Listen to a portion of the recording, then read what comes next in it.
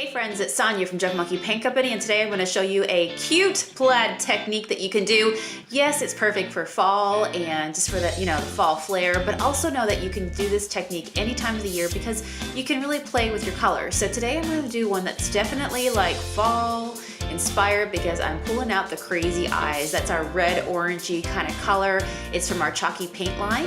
And I've also got antique lace. So that's the first layer that I laid down first. And then I grabbed my painter's tape. Can you see it right there? It's the green. I think it's about maybe 1.5 inches wide. So, the wider you want your plaid to be in this case, then pick your tape to be wider. So I went ahead and I did horizontal stripes across and laid down crazy eyes. Now I pulled that tape up and I went the opposite direction. So vertical stripes.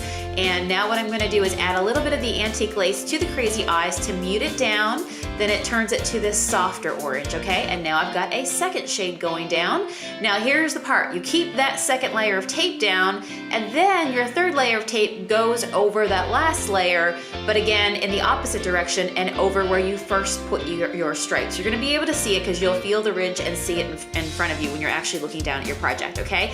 And boom, we are done. Then you take it all up together. By the way, the last layer that I did was the full strength of the crazy eyes. And so I muted it down with a little bit of the antique lace to create the two other shades. And then of course the antique lace was the base. So hopefully you see how that all came together.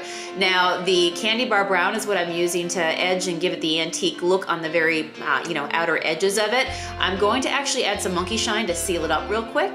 And that way I can go ahead and put that family wooden sign. I actually found this at Walmart for like a couple bucks. I'm gonna glue that down and I've got just this cute sign, perfect for my mantle, perfect to hang on my wall if I want to. So yeah, you can do this with any color that you can imagine.